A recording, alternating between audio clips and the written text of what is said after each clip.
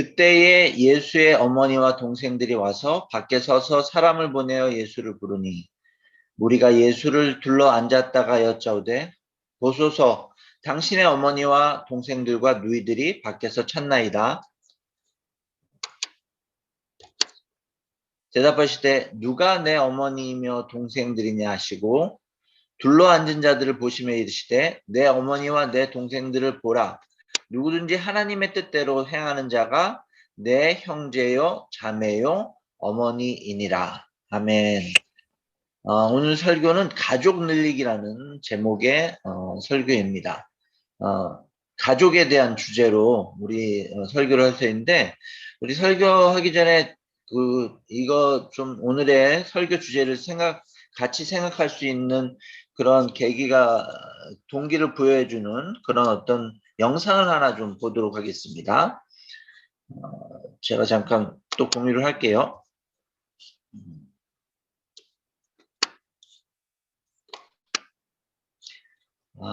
이 영상은 뭐냐?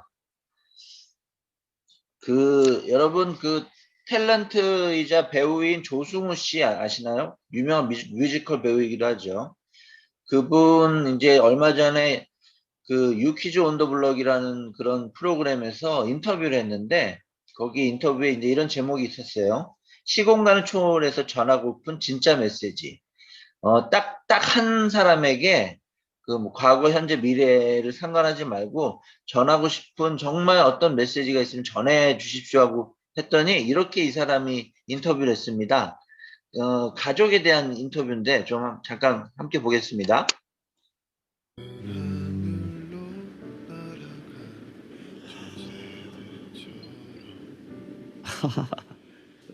예. 저는 강아지 하늘 날아간 우리 강아지. 내가 독립을 하고 2005년에 너를 처음 만났는데, 단풍아, 나의 삽살개 단풍이. 작년 3월 15일 날 비밀의 숲을 촬영하고 있었을 때 아빠가 촬영하는데 방해되지 말라고 조용히 갔더구나.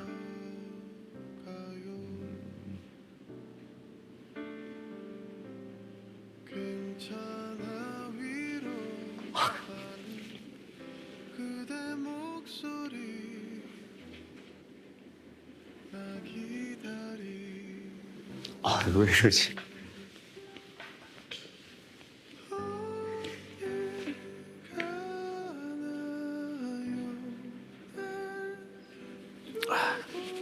더 잘해줄 걸. 더 여행도 많이 가고. 그래서 너한테 못해준 거를 지금 곰자한테 다 해주려고 노력하고 있어. 우리 마롱이도 마찬가지고.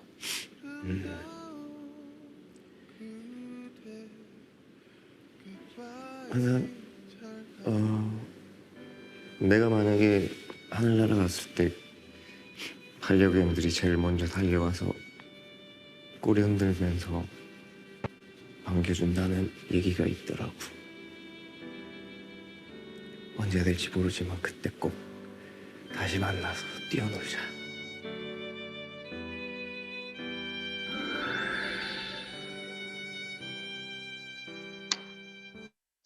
네. 여러분, 아이고, 죄송합니다. 이게 뭐가,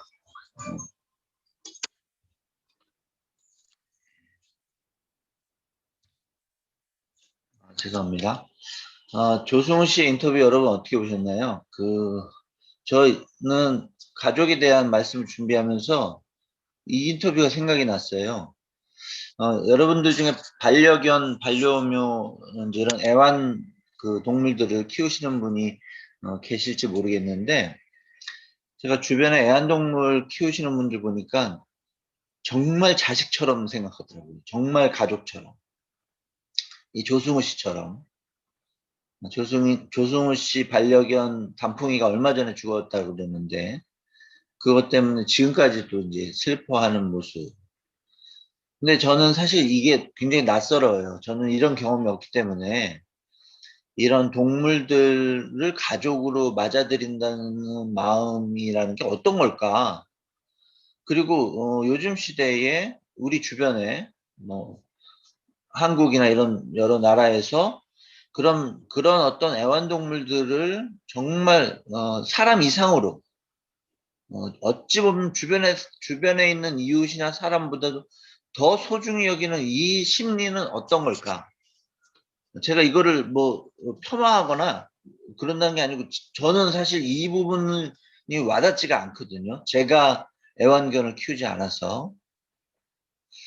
근데 이제 곱씹어 생각해 보면 이 조승우 씨가 이 반려견 또는 다른 어떤 그 애완동물을 키우는 분들이 자신의 그런 그 반려견 반려묘들을 가족으로 생각하는 이유를 알 수 있을 것 같아요. 뭐냐면 무엇보다도 그 존재와의 관계 속에서 정말 더할 수 없는 어떤 평안과 안식 같은 거를 느끼는 게 아닐까라고 추측해 보는 겁니다.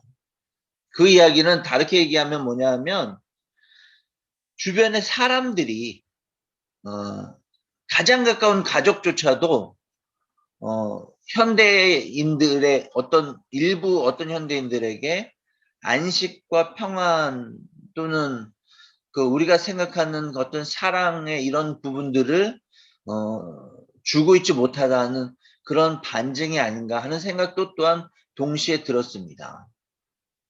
근데 오늘 성경에서 우리에게 이제 가족에 대해서 이야기를 하고 있거든요. 예수님께서 우리에게 말씀하신 그 가족의 개념이 오늘 본문에서 읽은 개념이 사실은 어떻게 보면 상당히 우리에게 충격적이에요.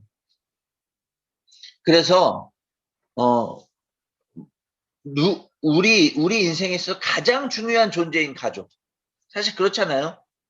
가장 중요한 존재인 가장 사랑을 많이 줄 수 있고 사랑을 그들로부터 많이 공급받을 수 있다고 생각하는 가족. 그 가족에 대해서 예수님이 어떻게 말씀하고 계신가 하는 것들을 좀 우리가 이 시간 제대로 알고 그리고 그 하나님이 원하시는 가족, 하나님이 원하시는 사람의 관계가 무엇인지를 좀 생각해 보는 시간을 좀 더 가졌으면 좋겠습니다.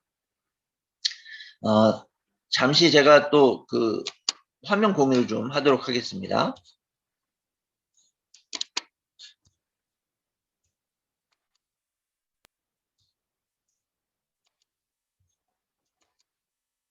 네.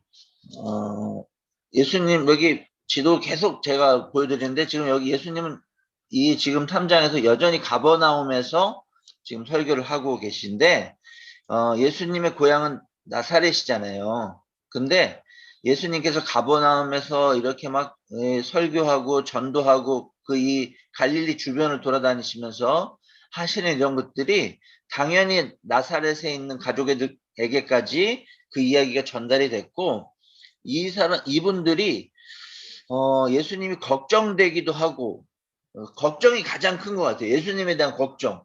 들려오는 소문이 막 희한한 소문들이 들리니까요. 뭐 귀신의 사탄의 부활하는 둥, 뭐 이런 바알세불의 졸개라는 둥, 뭐 이런 얘기들, 뭐 이상한 얘기들이 막 전해오고 막 그러니까 걱정이 돼가지고 예수님의 가족들이 지금 나사렛에서 예수님 계신 가버나움까지 왔습니다. 그래서 예수님의 가족들이 예수님이 머무시는 숙소 바깥에 이제 오니까 거기에 있던 안에는 사람이 가득 차가지고 들어올 수가 없었어요. 그러니까 거기에 있는 사람들이 바깥에 보니까 예수님의 가족들이 와 계시니까 예수님에게 전한 거죠. 예수님, 당신의 가족들이 지금 와 있습니다. 이 이야기를 왜 전했겠습니까? 이분들은 예수님 주변에서 예수님의 말씀을 듣고 있는 그런 평범한 유대인들에게는 가족이 왔다는 건 매우 중요한 것이기 때문에 그렇습니다. 지금 우리는 이거 얼마든지 이해할 수 있는 상황이죠. 뭐냐면 우리에게도 무슨 일이 있던 간에 만약에 가족이 우리에게 왔을 때 우리가 제일 그걸로 인해서 반가워하게 되고 그 가족들 맞이해야 되겠다는 생각이 들고 가족들과 하나 되어야 되겠다는 생각을 할 겁니다. 당시 유대인들도 당연히 그렇게 생각하고 예수님에게 말씀드린 거죠. 예수님, 당신 가족이 왔습니다. 그러면 이제 예측했겠죠. 예수님이, 우리 가족이 왔다고? 그럼 좁지만 좀 비켜주십시오. 우리 가족들 안으로 들어오라고 좀 해주시고, 우리 가족 반갑게 맞이합시다. 저 가족이 그리웠습니다. 뭐 이런 식으로 얘기할 줄 알았겠죠. 당시 유대인들 역시 가족에 대한 생각이 매우 매우 분명했기 때문에 유대인들에게 가족이라는 건 지금 한국 사람들의 가족들처럼 너무나도 소중한 것이었기 때문에 당연히 유대인들이 그렇게 생각을 했습니다. 그런데 예수님께서 뭐라고 하는지 보실까요? 여기 말씀. 보소서 당신의 어머니와 누이들이 밖에서 찾나이다. 그러니까 예수님이 대답하시되 누가 내 어머니이며 동생들이냐라고 예수님이 말씀하신다는 거예요. 내 가족이 왔다고? 내 진짜 가족이 누군지 알려줄까? 이렇게 얘기를 하시는 거예요. 이거는 당시 거기에 있는 사람들 그리고 주변에서 예수님을 따르던 제자들 그리고 예수님에게 심지어는 반대하는 사람들에게 굉장히 충격적인 발언이었을 가능성이 높아요. 그러면서 예수님께서 말씀하시기를 주변에 있는 예수님의 말씀을 듣는 사람들을 보시며 나의 어머니와 동생들을 보라. 주변에 예수님과 전혀 피 한 방울 섞이지 않은 사람들을 보면서 이들이 내 어머니고 내 동생이고 내 가족이다. 라고 그렇게 이야기하시면서 내가 예수님 말씀하시기를 정말 가족이란 하나님의 뜻대로 행하는 자, 그가 나의 가족이다. 지금 이렇게 이야기하고 있다는 거예요. 당시 사람들이 얼마나 충격받았을지 여러분 아시겠죠. 근데 여러분, 그러면 우리가 예수님의 그 가족에 대한 이야기를 하기 전에 먼저 일반적으로 우리가 생각하고 있는 가족의 의미가 무엇인지를 좀 잠깐 좀 더 깊이 있게 생각해 보도록 하겠습니다. 1번, 가족이 갖는 의미, 우리가 보통 영어로 가족을 family라 그러잖아요. 그리고 이제 요즘은 이 단어를 잘 안 쓰지만 우리 예전에 식구라고 많이 얘기했죠. 한자. 여기에서 가족이 우리에게 주는 의미가 무엇인지 일반적인 사회에서 통념상 쓰고 있는 가족이 갖고 있는 어떤 그 의미와 생각과 내용들이 무엇인지 여기서 우리가 좀 유추할 수가 있습니다. 요즘 영어 패밀리는 라틴어 파밀리아에서 온 건데 이게 좀 사실은 이 어원이 조금 충격적이에요. 왜냐하면 라틴어 파밀리아는 라틴어 파물로스에서 왔거든요. 라틴어 파물로스는 어떤 뜻이냐? 노예란 뜻입니다. 노예. 노예 중에 그냥 노예 말고 그러니까 당시 로마 사회를 지탱하고 있던 그 공적 노예가 있어요. 공적 노예 말고 공공기관에서 일하는 노예 말고 개인이 사적으로 소유하고 있었던 노예를 파물루스라고 얘기했답니다. 그리고 그 노예를 속한 이 온 가족의 구성원을 파밀리아라고 얘기했고 그것이 영어 패밀리가 됐다는 거예요. 무슨 얘기냐? 로마 시대에 가족이라고 여긴 사람들은 누구냐면 함께 경제 공동체 생활을 한 사람을 가족이라고 얘기했다는 거예요. 노예들이 뭘 합니까? 일하고 뭔가 여러 가지 경제적인 활동들을 노예들이 함으로 인해서 그 가정이 노예들의 그 노동력에 의해서 먹고 살 수 있게 되는 게 그 노예제도의 특징인 거잖아요.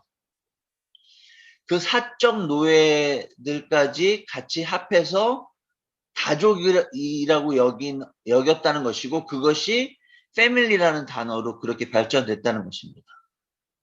한자 식구도 여러분 보세요. 이거 먹을 식자 입구자예요. 함께 밥 먹는 사람이 가족이라는 거예요. 근데 이게 무슨 말이냐? 여러분 지금 우리가 사실 이런 부분들이 이게 피부로 와닿지는 않는데 왜냐하면 그 당시 시대하고 다르니까 예전에 그 파밀리아가 사용되었던 로마 시대나 식구가 사용되었던 예전 우리나라하고는 상황이 달라서 이런 부분들이 지금 좀 문화적으로 잘 와닿지 않는데, 옛날에 가족 구성원에 있어서 가장 서로에게 행하는 가장 중요한 역할이 무엇이냐? 함께 먹고 사는 걸 해결하는 거였어요. 옛날에 우리 어머니 아버지 때만 해도, 할아버지 할머니 때는 더 했고, 한 가족에 애를 보통 6, 7, 8, 9명 막 이렇게 낳잖아요. 왜 그렇게 애를 많이 낳았을까요? 아이가 너무 사랑스러워서? 아닙니다, 여러분. 완전히 경제적인 이유 때문에 그랬어요. 아이를 많이 낳아야 농경사회에서 농사 짓는 노동력을 확보할 수 있기 때문에 아기를 그 옛날에는 많이 낳았다는 것이 정설입니다. 여기 패밀리나 이 식구도 그런 어떤 경제 공동체, 그러니까 먹고 사는 문제를 함께 해결하는 사람이 가족이다라는 그런 어떤 개념과 내용이 여기 안에 그대로 고스란히 담겨져 있는 거예요. 이거 뭘 의미하는 걸까? 내가 죽으면 가족도 죽고 가족이 죽으면 나도 죽는다는 얘기죠. 먹고 사는 문제가 해결되지 않으면 그냥 살 수가 없는 거잖아요.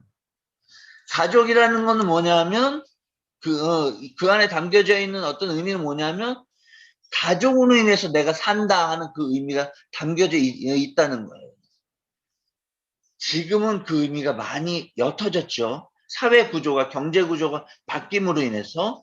그런데 옛날 예수님 계실 때 유대뿐만 아니라 사실은 온 세상의 그 가족 공동체 개념은 사실 그런 거라는 겁니다. 함께 뭔가 생존을 해나가는 그런 어떤 구성원들, 그 사람들에게, 그 사람들의 관계 속에서 느끼는 어떤 그런 감정, 생각, 어떤 그들을 인정해주는 어떤 그런 것들이 어떤 건지, 여러분 아시겠죠? 그냥 지금 우리가 가족을 생각하면서 갖고 있는 사랑과 뿌듯함, 그리고 뭐 애틋함, 따스함, 친근함, 이런 걸 훨씬 뛰어넘는 정말 끈끈한 관계가 가족을 의미했다는 겁니다. 근데 예수님이 그런 사회에, 그런 가족의 인식이 있는 사회에, 그 유대인 사회에 딱 들어가셔가지고 뭐라 그러시냐면, 저 사람들, 저 사람들 나와 피를 나누고 지금 경제 공동체를 함께 하고 있는 저들이 나의 가족이 아니라 내 주변에서 나의 말씀을 함께 듣고 따르는, 함께 하나님의 뜻대로 행하는 자들이 나의 가족이다라고 이야기하고 있다는 거예요. 아, 듣는 사람이 어떤 마음이었을까요? 황당하고, 정말 예수님 보면 볼수록 정말 레디컬해요. 진짜 전복적이에요. 말씀 하나하나가, 제가 이게 말씀을 공부하면서 여러분들에게 전할 때마다 제가 느끼는 불편함이 있어요. 일반 상식을 뛰어넘어요, 그냥 예수님. 위와 아래를 완전히 뒤집어 버린다니까요. 그러니까 이게 안정적 삶을 좋아하는 대부분의 사람들은 그런 어떤 성향을 가지고 있는데, 그런 자신들의 안정적 삶을 위로해주고 위무해주고 그걸 하도록 격려해준다기보다는 위아래를 완전 바꿔버리는 메시지를 주니까, 예수님 말씀이 솔직히 말하면 공부를 하면 할수록 마음이 불편한 거예요. 여러분 어떠십니까? 제가 설교 말씀 전할 때마다 고민이에요. 아, 내 설교 말씀을 듣는 분들도 예를 들면 가족이라 치면 가족에 대해서 다들 너무 소중히 생각하시고 그 가족을 애틋하게 생각하시고 가족 관계를 너무나도 잘 영위하는 분들인데, 그런 분들에게 너희의 피가 섞인 가족, 그 가족의 개념을 뛰어넘는 하나님이 원하시는 영적 가족의 개념을 너희들이 가져야 된다라고 하는 이 예수님 메시지를 전해야 되는가? 설교할 때마다 그런 고민을 하게 됩니다. 그러나 어쨌든 성경에 그렇게 쓰여져 있고 예수님은 그렇게 말씀하셨습니다. 자, 그러면 여기서 우리가 잘 생각해야 되는데 예수님은 이 영적 가족의 중요성, 하나님의 뜻대로 행하는 자의 그 확장적인 가족 개념을 우리에게 말씀하시면서 자신의 원래 가지고 있던 가족 버리라고 얘기하신 걸까요? 이게 되게 중요한 부분이에요. 우리가 예수님의 메시지가 불편하고 뭔가 이게 뭐지? 하고 찜찜하고 의문을 갖는 중요한 이유 중에 하나는 마치 예수님의 메시지가 여기 저들이 내 가족이라고? 이 주변에 있는 이들이 내 어머니고 내 동생인데라고 그 말씀을 하셨을 때 마치 정말 밖에 서 있던 그 예수님의 진짜 가족, 우리들이 사랑하는 그 가족을 버리라는 말씀을 하고 계신가 하는 것들을 생각해 볼 필요가 있어요.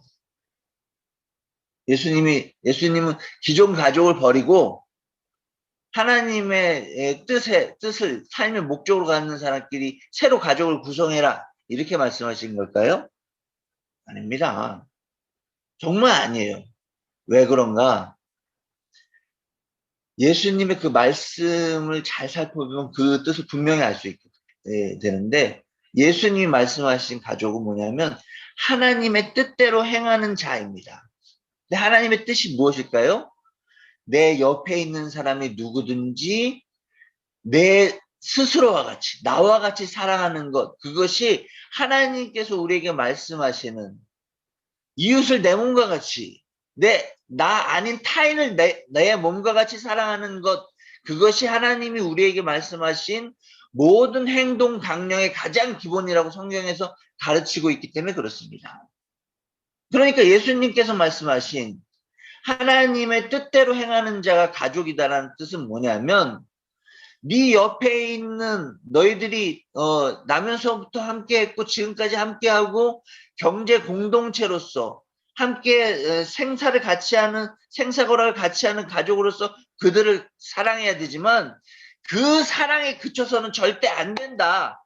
그 사랑의 바운더리를 우리가 본능적으로 우리가 태어나면서부터 상식적으로 가지고 있는 끈끈한 사랑의 바운더리인 가족의 사랑, 가족 애의 이 바운더리, 이 울타리를 깨버리고 너희들의 이 가족의 사랑을 그 바깥으로 확산시켜야 된다라고 예수님이 말씀하고 계신 거라는 겁니다. 예수님이 오늘 우리에게 말씀하고 계신 것은 가족을 사랑하되, 저는 점진적인 거 좋아하니까 그 실행 방법에 있어서 전 점진적이 좋습니다. 평생에 거쳐서 너가 가족에게 쏟는 그 사랑을 조금씩 줄여서 가족 아닌 사람들에게 조금씩 점점 확장되게 나누어져라라고 말씀하신 것이 오늘 말씀의 저는 요체라고 생각합니다. 그게 예수님 말씀하신 가족의 진정한 영적 가족의 의미라고 생각하고 성경은 그렇게 말하고 있다는 것입니다. 여러분, 선교가 뭔지 아십니까? 선교가 기독교인들의 그 출석 명부를 늘리는 거, 불교인들을 기독교인으로 만드는 거, 믿지 않는 사람들에게 합심 기도를 아니지 참 그 뭐지 결단하는 그 기도를 시키는 거, 이게 선교의 목적일까요? 아닙니다. 저는 이건 제 생각이지만 선교의 목적은 예수님의 말씀에 의하면 너희들의 가족을 가족 아닌 사람에게까지 확장해라. 이게 저는 선교의 궁극적인 목적이라는 생각을 했습니다. 왜냐하면 믿지 않는 사람들에게는 누군가가 믿지 않는 어떤 사람에게 가가지고 내가 예수님의 사랑으로 당신을 내 가족으로 그렇게 받아들이고 그렇게 당신과 함께하기를 원합니다라고 전했을 때 그때 이들은 정말 그 메시지를 통해서 예수님의 실체를 발견할 수 있을 거라고 생각하기 때문에 그렇습니다. 여러분, 복음을 말로만 하지 마십시오. 이건 저한테도 해당하는 얘기인데 선교를 말로만 하지 마세요, 여러분. 성경 말씀 몇 마디 외우고 공부하는 걸로 마치 하나님의 사랑이 믿지 않는 사람에게 전해질 거라고 생각하지 마십시오. 복음은 하나님의 아들 예수님이 그 사랑으로 죽기까지 우리를 사랑하셨다는 게 복음입니다. 그럼 그거를 우리가 믿지 않는 사람들에게 전하려면 어떻게 해야 되겠습니까? 내가 할 수 있는 최고의 타인을 향한 사랑, 즉 내 가족을 사랑하는 그 사랑을 가족 안인 당신에게까지 내가 전합니다. 왜? 예수님이 나에게 그렇게 하셨기 때문에 저도 그렇게 할 겁니다. 이게 성교 아니겠습니까? 이게 얼마나 힘든지 저도 알기 때문에 전하면서도 한쪽 마음이 무너져요. 저도. 정말 쉽지 않더라고요. 캄보디아에서도 쉽지 않고 여기서도 쉽지 않고. 이걸 평생 해야 된다고 생각하니까 한쪽이 가슴이 답답해요. 그러나 이게 일단 단 한 명이라도 뭔가 시작해가지고 이런 것들이 진정으로 우리의 삶 속에 일어나잖아요. 즉 우리의 가족이 진짜 혈연 핏줄을 나는 가족 이외의 사람들에게 그런 것들이 하나둘 확장되잖아요. 그 기쁨은 말로 표현 못할 겁니다. 아마 정말 그럴 거예요. 확신합니다. 예수님 오늘 우리에게 말씀하신 겁니다. 너와 경제 공동체인 가족, 너의 식구, 너의 파밀리아, 너와 피를 나눈 그 전통적인 가족, 진짜 네가 생각하는 네가 저절로 사랑하게 되는 그 가족, 그 가족의 그 바운더리를 넘어서라. 그 바깥에까지 확장해서 너의 가족을 만들어라. 하나님을 아버지로 둔 그러한 가족의 확대 가족을 너가 너희 인생 가운데 실행해라. 라고 예수님께서 우리에게 도전하고 계신 것이 오늘의 본문인 것입니다. 그럼 가족 확장을 하려면 어떻게 해야 될까요? 비결이 간단하게 세 가지 말씀드립니다. 이론적인 거지만 첫 번째 구별하기입니다. 구별하기. 자, 여기 아우구스티누스의 아주 좋은 얘기가 있어서 제가 읽어보겠습니다. 예언자, 즉 하나님의 뜻을 있는 그대로 말하는 사람은 남들이 그대에게 당신은 우리 형제가 아니라고 말할 때 그대는 그들에게 당신은 우리 형제라고 말해야 합니다. 다른 사람들이 너가 왜 내 가족이야? 이렇게 얘기할 때 아니야, 나는 네 가족이야. 나는 네가 내 가족이길 원해라고 이야기하는 사람이 예언자, 하나님의 말씀을 그대로 전하는 사람이라고 아우구스티누스가 얘기하고 있다는 겁니다. 뭘까요? 기존에 우리가 알고 있는 가족에 대한 정의와 구별된 얘기를 합니다. 왜? 성경이 그렇게 얘기하고 있으니까. 가족을 확장시키려면요, 가족에 대한 우리의 선입견, 우리가 가지고 있는 원래 기존의 관념을 깨버려야 됩니다. 우리의 생각과 그리고 사회가 가지고 있는 주류적인 생각과 구별된 어떤 성경의 가족에 대한 생각들이 있다는 걸 우리가 먼저 알아야 돼요. 첫 번째, 가족 확장의 비결 첫 번째, 구별하기. 두 번째, 2번, 받아들이기. 하나님 사랑을 위하여 저는 가장 낯선 생각들도 받아들입니다. 리지웨이의 테레사라는 분이 그랬어요. 가장 낯선 생각. 구별된 생각이기에 너무나도 낯설고 나를 불편하게 하는 생각. 내가 괜찮다고 생각해도 다른 사람에게 전하면 이거 어떤 파문이 있을까라고 걱정되게 하는 그런 생각들을 우리는 받아들여야 돼요. 나의 것 삼아야 됩니다. 그걸 위해서 기도도 필요하고 행함도 필요하고 행함 뒤에 실패도 필요하고 실패 뒤에 성공도 필요하다는 거 여러분 기억하십시오. 가장 낯선 생각들도 하나님 사랑과 연관된 것이라면 우리는 받아들여야 됩니다. 세 번째, 함께 살아내기. 다른 이들을 참아주는 것은 사랑이요. 자신을 참고 견디는 것은 희망이며 하나님을 참고 기다리는 것은 믿음이다. 사랑, 여기 희망은 소망 얘기하는 겁니다. 사랑, 소망, 믿음을 얘기하는 아델 베스타프로스의 멋진 말. 정말 좋은 말씀인 것 같아요. 다른 이들을 참아주는 게 그게 사랑이래요. 사랑은 언제나 오래 참고 사도 바울도 말씀하셨죠. 가족을 확장하려면 솔직히 말하면 제 진짜 가족, 저와 지금 한지에 사는 이 가족들을 참아내는 것도 어떤 데 쉽지 않은데 그 가족들도 저를 보고 그러겠죠. 아, 저 아빠란 작자 진짜 참아내기 힘들다. 저 남편 왜 저러지? 이런 게 있겠죠. 어쨌든 타인을 참아주는 것 사랑인데 함께 한 가족의 바운더리 안에 있는 다른 가족 구성원들을 참아내는 건 그래도 할 수 있어요. 우리가 평생 해온 거고. 근데 그 바운더리 바깥에 있는 어떤 이들을 참아주는 거 정말 쉽지 않을 것 같거든요. 참고 또 참는 거 그게 사랑이라고 얘기하고 있고, 그러면서 스스로의 내면과의 이 스트러글, 이 갈등과 이런 여러 가지 것들을 참아내는 것이 소망이고 희망이라고 이야기하고 있고, 그런 나의 한심한 모습을 바라보시면서 참아내시는 그 하나님을 또한 기다리는 것이 믿음이다라고 아델 베스타프로스는 그렇게 이야기하고 있다는 겁니다.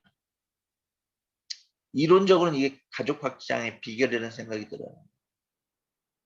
이 이야기를 말씀드리면서도 쉽진 않겠다는 생각이 제 안에 끊임없이 솟구칩니다. 그러나 여러분 용기를 내고 행하십시오. 왜냐하면 이 부분들을 이 예수님의 가족에 대한 개념들을 받아들이고 행하게 될 때, 그 결심을 하게 될 때 성령 하나님이 우리 안에서 우리와 함께 하십니다. 그것들을 이루어 나갈 때 얼마나 그게 놀랍도록 기쁘고 우리의 삶 속에 보석과 같은 것인지를 알 수 있게 해주십니다. 누가? 성령 하나님이. 가족을 확장하는 거, 가족에 대한 사랑을 넓게 하는 것, 여러분 이게 선교입니다. 예수님께서 우리에게 말씀하신 가족에 대한 새로운 개념이 바로 이것입니다. 여러분, 우리 모두 가족이 됩시다.